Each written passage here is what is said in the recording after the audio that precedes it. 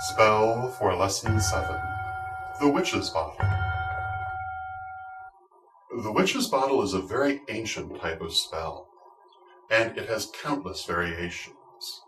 The idea of performing a spell and sealing it in a jar is as old as the manufacture of jars, and it may be regarded as a portable version of burying a spell in the earth, the jar here representing the womb of the mother. Many examples of this sort of spell have been found by archaeologists, though modern versions tend to be rather different from the ancient ones, partly due to the difference in materials readily available for magical working. In ages past, anthropomorphic jars were especially popular for this sort of working, the jar itself then taking on the character of a spirit helper to aid the spell's unfolding. Sometimes the whole jar would be made in the likeness of a human being or animal, and sometimes only the face would be shown. The so-called Bellarmine jars, bearing the likeness of the old god, often in triple form, were commonly used for this sort of undertaking and are strongly associated with it. Today, we use any sort of jar or bottle that appeals to us or is convenient.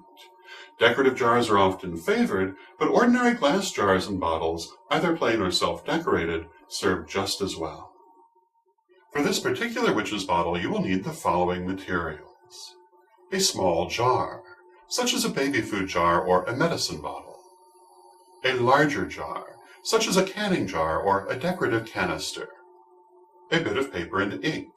Red ink would be preferable. Some herbs. A combination of parsley and sage might be a good general choice. A bit of essential oil. Vanilla might be a good choice. Some stones. Aquarium gravel would be good as it is small and easy to handle. A quantity of water. Choose a time when you will be able to work unhindered. If possible, it is best to make the bottle during the waxing moon. Assemble your materials. Begin as always by clearing and releasing. It may be beneficial to light some candles for extra energy. You may even want to cast a full circle now that you know how, but that isn't really necessary. Take up your piece of paper. It can be any kind of paper you wish. Ordinary writing or typing paper will do, but you may find that a bit of nice stationery or parchment helps to set the mood better, thus assisting the needed shift in consciousness. On the paper, write what it is you wish the spell to accomplish. Because the bottle is a sturdy artifact that can be kept as long as you wish, it is especially useful for long-term desires, such as prosperity, peace in the home, balance, and so on. Write your desire on the paper in the form of the following incantation. There is one power in the universe, and I am a perfect manifestation of that power. And as such, I create for myself, insert your wish here. I manifest this in accordance with the free will of all and with harm towards none.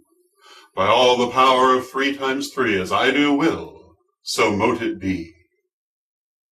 If you remember reading about Pythagoras in Lesson 5, you will recall that 3 in numerological theory represents magic and the art of creation. 3 times 3, or 9, represents creation unfolding into infinity. Since 10 reduces back to 1, 9 represents the furthest extent of creation before returning to the Creator. As you write this, try to concentrate on the thing you are desiring.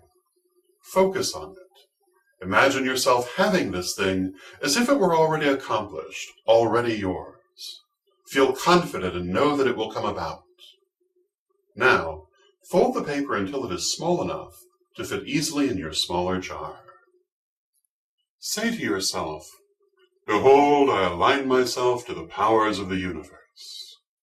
Imagine a stream of white light coming down into you from above your head, filling your body. This is the light of Spirit, the goddess. She will help you with your working. Hold the paper in your hands and imagine it surrounded by a ball of bright white light. Again, focus on your wish. Imagine it is already yours, already accomplished. Speak the incantation out loud. There is one power in the universe, and I am a perfect manifestation of that power. and as such I create for myself, insert your wish here. I manifest this in accordance with the free will of all, and with harm towards none. By all the power of 3 times 3 as I do will, so mote it be. Now place the paper into the smaller jar and seal the lid. Say, even as I seal this jar, so too I use my will to seal my wish just as tightly into manifestation. Now place the smaller jar into the larger jar. Fill the space between the outside of the small jar and the inside of the large jar with rocks about halfway up. This is why aquarium rocks are good. They are small and easily handled. Now add water until the larger jar is filled. Add 3 drops of oil to the water, and now sprinkle it with the herbs. Imagine the larger jar filling with white light. See that light shining forth from within it like a miniature sun, sending out energy in all directions. Now say something to the effect of, earth supports water, oil feeds fire, air feeds herbs. May the powers of all the elements feed my spell and carry it forward in their eternal dance. As I do will, so mote it be. Seal the larger jar tightly and never open it again. End by clearing and releasing as always. Put the jar in your home, in an obvious place if it is decorative, out of the way if it is not. Leave it there and allow it to bring the quality you have manifested into your life. Alternatively, the jar may be buried or left outdoors.